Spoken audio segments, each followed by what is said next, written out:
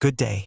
Today we will dive into the lore of a common enemy encountered in the world of Atomic Heart and see what real-world technology exists that can be used to explain the internal workings of this machine. Known in-game as the VOV-A6, the humanoid robot has many nicknames such as Mustache, Cockroach, Thin. Even in the Western countries, the machine was nicknamed Comrade or Skinny Boy. However, the name that stuck was Lab Assistant or Lab Tech. The Lab Assistant has a height of 180 centimeters. That's 5.9 feet, weighs 100 kilograms, that's 220 pounds, and is capable of speeds of 15 kilometers an hour or 9.3 miles. The primary task of the lab assistant, as the name suggests, is to help scientists carry out experiments and tests in research facilities, while the reason for its human appearance is to reduce the psychological impact on human employees. This allows it to be utilized outside the laboratories as the robot is able to assist people in chores and daily activities. The robot gets along well with children and the elderly, providing care and support. It has a built-in advanced artificial intelligence, allowing it to multitask. Additionally to that, they also possess self-repair algorithms capable of replacing damaged limbs with metal or wooden objects. These machines are capable of providing assistance in complex procedures such as abdominal surgery or when working with chemicals. Internally, the lab assistant copies a human internal system, with the endoskeleton of the robot completely copying the muscular system of Homo sapiens, which makes the movement of the machine extremely human-like. Initially, the shell of the lab tech was made of aluminium alloys and plastic, but due to biopolymer research conducted in parallel, a high-tech frame was developed. The lab assistant's anthropomorphic prosthetic hands have more than 100 sensors. This provides high precision of operations, which is necessary when working with dangerous substances and when making precise calculations. In the Atomic Heart book about the prehistory of Facility 3826, it talks about the use of a cold fusion system, described to be no bigger than a loaf of bread. It's fueled by polymer and can power machinery. This system in the book is actually used in the first robot that was created by the scientists, hence it can be assumed that a more modern and smaller version is used in this machine. In terms of lethal capabilities, the machine is outlined as being ideal for the elimination of living personnel. Trained in modern close combat techniques, with its priority during an attack being to break the neck vertebrae in order to stop the slightest chance of the target surviving. Upon defeat, it drops an energy module, superconductors, metal parts, and synthetic material. In-game, we encounter 3 models of the lab assistant, which includes the base model VOV-A6, the improved VOV-A6CH, the CH likely referring to its stealth black frame as it is the first letter of the word black in the Russian language, and the VOV-A6 shield series. The latter does not differ from the base model besides having an energy shield and a telescopic baton. Before diving into the physical appearance of the machine, let's look at the name. It appears that the naming scheme is based on the Soviet naming standard for cars, which tended to be an abbreviation of the factory's name where the machine was produced, although this was not always the case. For example, the popular GAZ meant Gorky Automobile Factory, so we can assume that the Soviet Union in the world of Atomic Heart uses a similar naming scheme. The first letter tended to be the city name, and a likely candidate could be the city of Voronezh. The reason for this choice is that in reality the city housed much of the leading industrial sectors in the 1950s and 1960s. Having had multiple factories that manufactured planes, missiles, mining machinery, and electronic components, it is not far-fetched to assume that in the universe of Atomic Heart, after the Second World War, this city was rebuilt much sooner. What is interesting is that in reality the city is known to be the place where the supersonic Tu-144 plane was built, the same plane that we see in Sechenov's office. If history follows a similar path, then by 1955 the city of Voronezh is not only fully rebuilt, but it is also a thriving industrial powerhouse. The second letter indicates the area of industry, and the third tells us that it's a factory. However, this is where we start to see problems and can only make assumptions. The second letter doesn't seem to be associated with robotics, but it could be words such as department, defense, or processing. The third letter could also be department or addition, and maybe does not have anything to do with a factory. Possibly the place where the lab assistant was manufactured was not a traditional factory per se, but rather a post-war defense department or some kind of military research installation, and they just never changed the name once the robot went into mass production. The last symbols A6 are also difficult to associate with any words beginning with A, possibly automaton or automobile version 6. It could have been that the name was a way to disguise what was being built from American spies, similar to how the British disguised their tank projects under the name water tank during the First World War against German spies. More than likely, the developers of the game simply wanted to call the robot VOV-A, which is a diminutive form of Vladimir, and the name VOV-A6 doesn't actually mean anything if broken down. On a side note, the developers did say that they used the front of a UAZ 452 off-road van as inspiration to create the face of the robot. The van is nicknamed Loaf and has a mustache-looking grille and big round headlights. At the start of the game in the Flying City, we can find non-aggressive lab assistants in their disassembled state, as well as them fixing and modifying each other. Starting with the skeleton, the arms and legs are made out of some kind of metal. There actually exists an in-game material, the name of which can be translated to polymer technology alloy or PDA, although a separate video will be needed to analyze it in depth. It has been described as being very wear resistant and used in armor. The skeleton in the thigh is made out of what appears to be threaded rods, as is the skeleton in the shin. The thigh and shin areas appear to be small hydraulic cylinders, which can allow the lab assistant to jump higher with greater force, while the in-game liquid polymer is acting as the hydraulic fluid. These humanoid machines appear to be capable of locking their joints in place, which can be seen in the Flying City when a group of them is seen imitating to sit in a chair at their workstations. The knee is a circular device connecting the shin to 3 smaller rods that make up the thigh. In order to accommodate for fluid movement in that area, a permanent magnet rotor can be used, which could rotate 360 degrees. This rotation would be constrained in order to prevent the tearing of what appears to be thin black rubber tubes that act as the synthetic muscles and cartilage encasing the skeleton. The orange glowing lines on the joints appear to indicate that the rotor is powered on, as what appears to be the heart that seems to act as a power source also has similar orange glowing lines. However, this is never clarified in-game. Moving to the hip joints, there appears to be 2 spherical devices attached to the 3 thigh rods. The spherical devices could be compared to a spherical roller bearing system, which can handle heavy loads and reduce stress on individual components, making such a system ideal in this case. The black rubber tubing around the skeleton will act as synthetic tendons and ligaments, pushing and pulling the bearing system in order to make the lab assistant move. The spinal cord on the robot is a thick metal rod with multiple rings imitating the look of a human spine connecting the torso to the head. Although it is difficult to compare the mechanical spine to a real project since no such substitute exists. Engineers that build robots rarely make the internals look similar. In reality, medical doctors can replace bits and pieces such as disc replacements, but replacing an entire spine is still in the realm of science fiction. At best, it can be assumed that the lab assistant spine is simply a flexible semi-metallic tube filled with polymer that is capable of holding the weight of the robot. An assumption can be made that the polymer used in machines is specially created for that purpose, and anagamy different variants of polymer do exist, or we could say that the robot's internal systems control it via electrical impulses. The lab assistant's torso houses a number of devices which are meant to represent human organs. The first is located in the chest where a human heart would be. This device appears to be a sphere, gold in color. It has red and blue tubes protruding out of the top.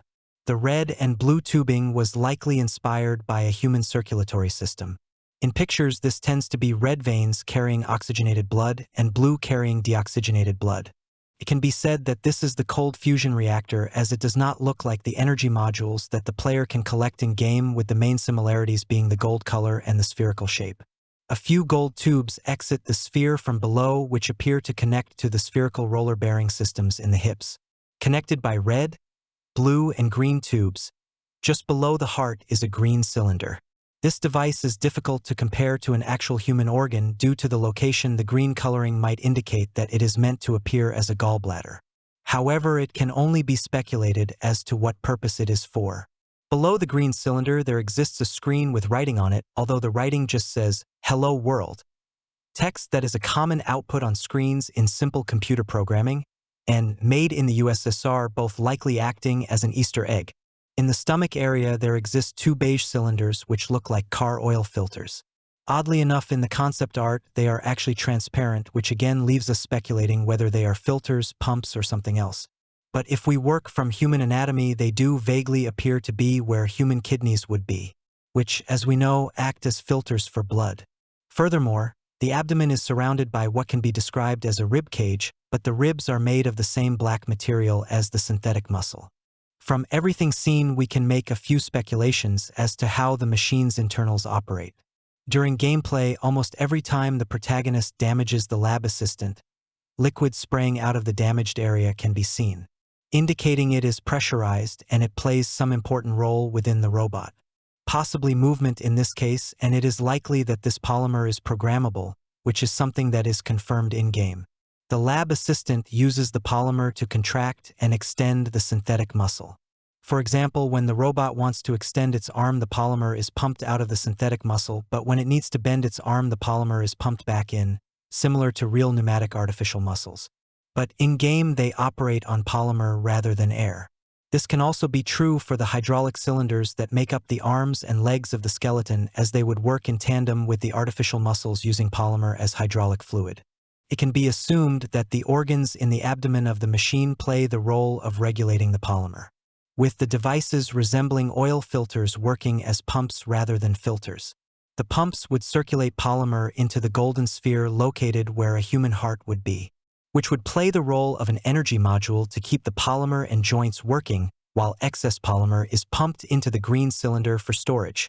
The arms look very similar to the legs in design, with the shoulder housing a spherical device similar to the aforementioned spherical roller bearing system connected to the elbow with threaded rods. The elbow contains a circular device, possibly a permanent magnet rotor. More rods connect to the hands, which in-game appear as low-poly models and look like thin metal strips. As mentioned, the hands have over 100 sensors providing high precision of operations. It can be presumed that these sensors are located all over the lab assistant's outer shell also, as when the protagonist damages the outer shell, circuitry lines can be seen, which might tell us that the outer layer of the robot's hands also houses the sensors. The head is designed to resemble a human skull, however, there are a number of differences. The most distinct feature is the fact that there is no cranium on the version that has been disassembled. The so-called brain of the machine is exposed, revealing what looks to be an orange glowing ball, which might be the machine's CPU or where the AI is housed. On the left and right side of the head, where the ears would be, a cylindrical object is seen extruding outwards, which could be a sound sensor due to the fact that this area on the lab assistant's outer shell has multiple holes for presumably making it easier to detect sound. Furthermore, this area also seems to act as support for the metal strips that are located around the eye sockets, although the material looks quite thin, leading to the belief that it is only there to keep the wiring from falling out. The eye sockets are just smooth hemispheres with no indication of wires, possibly hinting that the lab assistant's eyes are just cosmetic and it uses some other sensor to perceive its surroundings. There is an issue with this theory, however, as when it spots the player, it will rotate its head to look directly at them, indicating that a sensor is present in this area. In reality, robots have a number of ways to perceive their surroundings, the most common of which are sensors or cameras.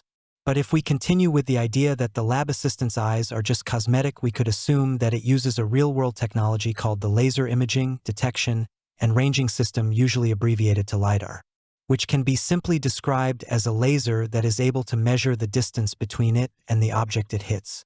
In reality, the Soviet Union started experimenting with this technology in 1963 to measure the distance between the Earth and the Moon. Clearly, in-game, this technology has advanced much further. The idea of a laser is supported by the fact that every lab assistant, be it the base model or the CH version, is capable of firing a high-powered laser at the protagonist, although the base model will only fire it if the player is in an unreachable area. In-game, it is confirmed that the laser is a rangefinder, and with the mouth on the outer shell of the lab assistant being constantly open, it can be assumed that the machine is constantly scanning its environment. This theory does not hold, however, as in the Flying City, we clearly see lab assistants typing on keyboards and touchscreens.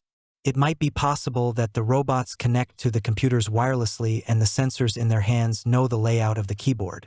It is also possible that its eyes do work, and they also possess all the previously mentioned sensors, including LiDAR. Additionally, to the laser finder, the lab assistant also has a built-in solder or welder where the laser is located, possibly indicating that it can replace the laser with other tools such as a drill, but this welder is ever only seen in the Flying City once. The lab assistant's face's outer shell is made out of 7 flaps which can be opened for repairs. All lab assistants wear a full bodysuits, either white or black in color, indicating the variant. The bodysuit has textile tags on the lower left side that show the height range for the wearer and laundry symbols such as hand wash only, do not dry clean, and iron at 200 degrees. The only unique version is the advanced prototype dressed in a black bodysuit. It is said to possess polymer battery additives and experimental software. Specifically, having a capsule with scalar kinetic neurogel built into it, which in game posters advertise as having the capability of increasing the power of a robot's nodes by 50%. But it never clarifies what is meant by nodes. The main difference between the base model and the improved version is that it has a more durable outer shell, more resistant to electric damage but is vulnerable to fire damage, and is capable of firing its laser more frequently.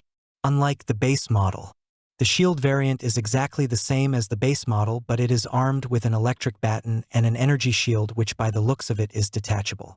In the DLC Enchantment Under the Sea, we also encounter base models that use a flagpole as a weapon, but that is the only unique element. Based on the information, the VOV-A6 was designed as a worker robot capable of lifting heavy materials, as well as working in laboratories with delicate tools. It is also able to help civilians in everyday life, with the Shield series hinting at the idea that it might be utilized for security or used in the police force. The internals are a combination of hydraulic cylinders and artificial muscle which uses polymer to operate. And with the lab assistant having an artificial intelligence system that plays a role in its capability of repairing itself and others like it, possibly even build another VOV-A6 if the appropriate materials are present. In concept art, it is shown to have a peg leg and a hook showing that it has the ability to use any materials it can find to keep itself minimally functional. Additionally, to peaceful tasks, it is also capable of hand-to-hand combat, use stabbing weapons, and is capable of using its laser to slice a person in half, which shows intention that it was designed to some extent for a military purpose. The version in a black bodysuit is not as common in the world of Atomic Heart, which could mean that it was an experimental version with a tougher outer shell still being tested. This is also supported by the fact that it is mentioned that the robot had experimental programming.